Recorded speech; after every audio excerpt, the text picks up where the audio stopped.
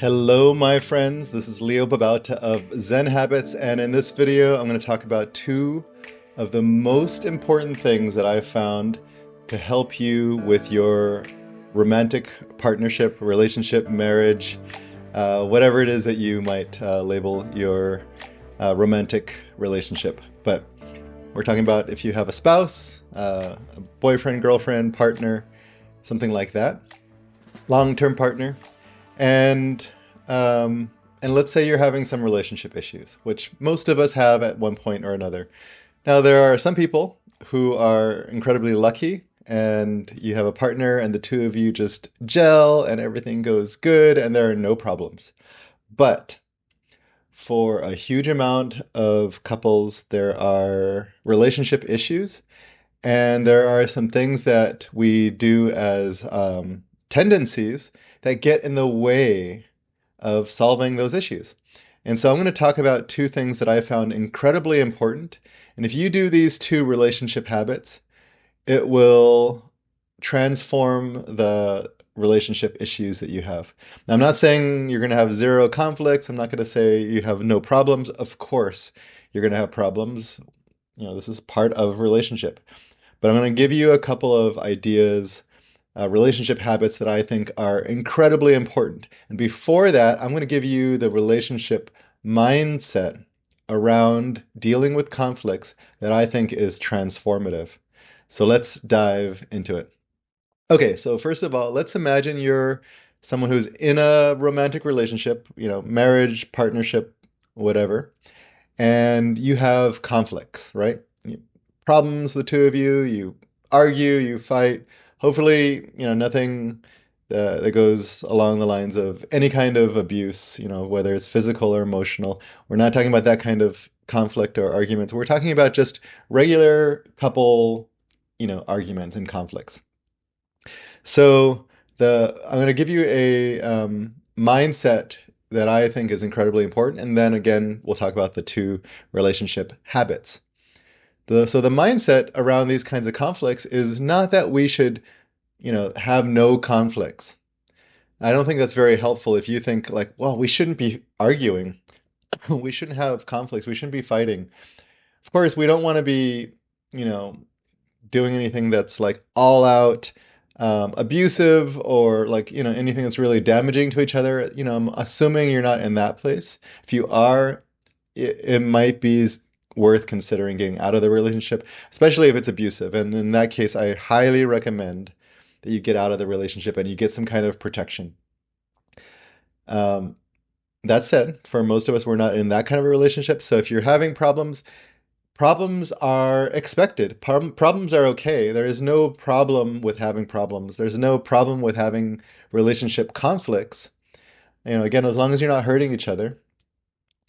Um, you might hurt each other's feelings. You might get hurt a little bit in these kinds of arguments, but if it's not major hurting, then it's okay.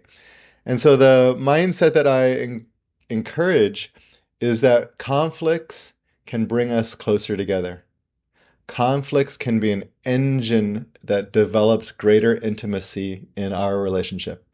And that isn't always true. Of course, conflicts can make us grow further apart. Conflicts can make us resent each other.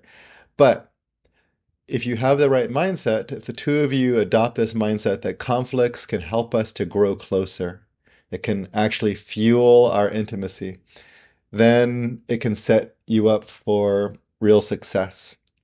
In that when you have a conflict, what you might look at it is like, oh, we have a difference of opinion, we have a difference of approaches, we're not really like hearing each other, for example.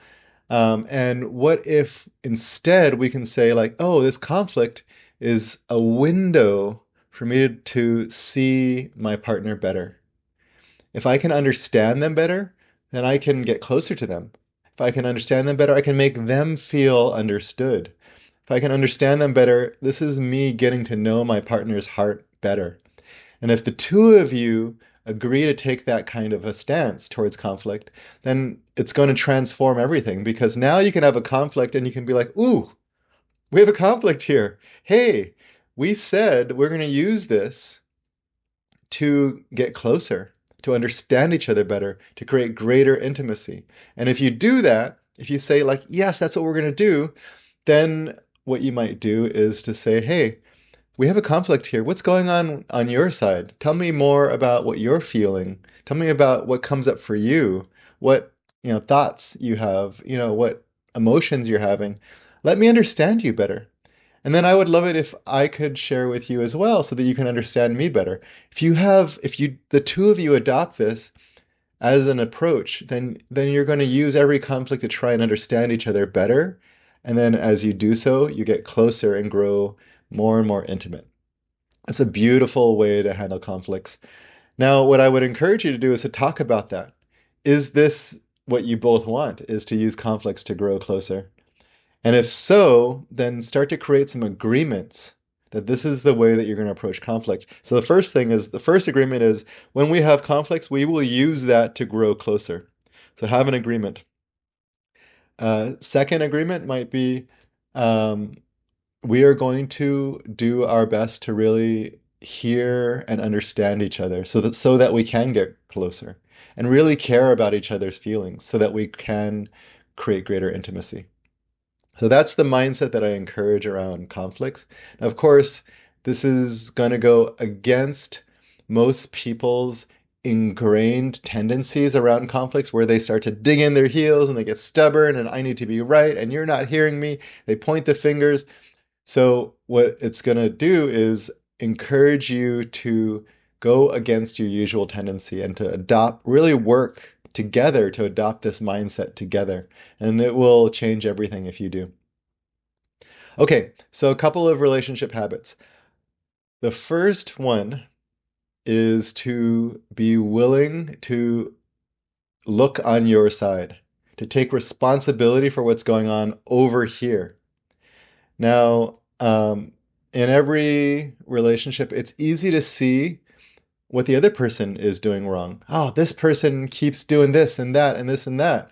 And so it's easy to look over there and say like, hey, if you just change that, our relationship would be so much better. Maybe like we could have, maybe if you decided to have more, to get more engaged in our love life, in our sex life. Maybe if you did that, our relationship would be good. Or if you decided you're going to take more responsibility for helping around the house more or making me feel heard. So if you do these things, our relationship is going to be better, right? And over here, I'm doing my best, but you need to change your side. And that's the easy way out, is to point over there. And of course, there is some truth to that. You can look on the other person's side and point to it and say, hey, you need to change these things. But are you looking on your side? So the first relationship habit is to be reliable, to look on your side. What can you be responsible for? And what this does, first of all, is it puts you into the driver's seat rather than being in the seat of a victim. Because if it's all on their side, they need to be making all these changes and they're unwilling to, or they're struggling to, or they can't, then there's nothing you can do about it. The relationship is just going to suck and there's nothing you can do. But if you can look on your side, what am I doing here to contribute to our relationship problems? What am I doing to start to co-create the dynamic that we have here? Then you start to take some power back and just say, "Oh, okay, well I can actually work on that if I can look at it on my side." And so how do we do that? Well, one is just to be willing to do that. Are you willing to look on your side? Maybe you can just ask yourself the question, how am I contributing to our problems? And if you don't know the answer to that, that's okay. You don't have to know the answer, but are you willing to look for an answer? So you might ask your partner, be like, hey, you know what I realize? I've been pointing the finger at you as the problem here, or as the person who's responsible for the problems in our relationship. And I do think that there are some things there on that side, but I would actually like to look on my side more. And I've been trying to figure it out, and I don't actually know what I am doing to contribute to our problems. It's not because I'm not, it's just because I have a hard time. It's like a blind spot. What can you see? Can you tell me? There's a good chance that they actually have been telling you. And so maybe think about what their complaints have been about you. If they're like, you're so negative, or you're so angry all the time, or you're so stubborn, or you're so whatever, take that on and be like, maybe I am angry all the time. Maybe instead of saying that that's okay, I should look at like, how am I dealing with my anger? Why am I like this? How have I trained myself to be angry all the time? Or so negative, or so complainy, or so stubborn, or whatever it is. I need to be right all the time. Maybe I can actually take on the other person's criticisms and actually take a look. What can I see there? Now, sometimes the other person is, not unwilling to talk to you about that. Sometimes maybe they've been holding things back and maybe they're scared to share things with you. And so in that case, what I would encourage is to get a third party, a counselor, maybe a friend of yours. Ask your friend, like, what can you see? Because I can't really see it. Um, but a counselor is usually the best thing. Someone who can talk to the two of you and to share with each of you what they see there is going on your side. But be willing to hear that. Be willing to hear that and take it on. And if you're like, no, no, no, no, I don't do that. What if you could just say, well, maybe there is something there. Let me take a look and be curious whether this is true or not. Once you know what your issue is, then you want to take responsibility for actually, how do I change this? I've been conflict avoidant. Can I start to have these difficult conversations? I have been, just spewing my anger all over my partner. Can I start to take responsibility for that emotion so that I can take care of my anger, but still be willing to talk about these conflicts? I've been whatever, shut down sexually. Can I start to take responsibility for improving our sex life? Maybe that might be mean reading some books or taking some courses or getting a coach or a therapist. So maybe it's something that we can work on together, but I'm going to start to take responsibility for my side of that. Okay, so that's relationship habit number one, is to take a look on your side and start to take responsibility for your side. Relationship habit number two is to start to take responsibility for your impact on the other person. And so there's a phrase that I've often heard used that I think is really helpful, which is, we are responsible for impact as opposed to intention. So we're looking at impact as opposed to, what is my intention? The mistake that a lot of people make in relationships is to say, oh, you're hurt by that thing that I said or did? I didn't mean to. That isn't what I meant by it. You took it the wrong way, right?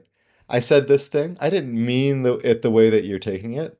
So let me just tell you my actual intention, and then you can stop being so butthurt, right? So if I share with you my actual intention, then you won't feel the way you're feeling. Well, that's a problem because you actually did have that impact. You actually did hurt the other person, even if you didn't intend to. We can have the best of intentions and still hurt our partner. And if we say, no, no, no, no, you shouldn't feel that way. You're wrong, you're taking it the wrong way. What we're doing is we are invalidating their feelings, their experience. They actually had the feeling of being hurt. Now, does that mean we are wrong? No. We didn't necessarily do anything wrong. We weren't trying to hurt them. Does that mean we should feel guilty? No. This is not about guilt, blame, shame, wrongness, anything like that. This is just, hey, I did something that unintentionally hurt my partner. And if I did, I care about how they feel. I care about them being hurt. And if we take away blame and shame and wrongness, what if we just said, like, I hurt you? That was an accident, but I hurt you and I'm sorry. For example, if you were just dancing around and having fun and you whacked your partner on the face accidentally, would you say sorry? Or would you be like, hey, I didn't mean to. I didn't mean to. So that's not my problem. You shouldn't be hurt. I whacked her in the face, but I was just dancing. Wasn't trying to hurt anybody. No, you hurt the person. You hit them on the face. Say sorry, right? So you actually had the impact of smacking them on the face. Intentional or not doesn't matter. Guilt, who cares about guilt? Shame, who cares about shame? Wrongness, who cares? Maybe you didn't do anything wrong. You still had the impact of hitting them on the face. So That's a bit of a silly example of smacking them on the face by accident, but we could see there really clearly we had the impact and we actually care about the other person being hurt. And so we say sorry. So you think, oh man, I'm sorry. Is there anything I can do? Maybe I'll, get a Band-Aid if you're bleeding. Maybe I'll get you a pack, some ice to ice that down. Maybe I'll just give you a hug. Maybe I'll just tell you I'm sorry. Whatever it is, I'm willing to take responsibility for the impact that I had. And similarly, if we did something as I say, I forgot to get you a coffee when I went and got myself a coffee at that coffee, our favorite coffee shop. I forgot to bring one back for you. Didn't mean to hurt your feelings. I didn't even realize you were home. So I came home and there you are, and didn't bring you a coffee.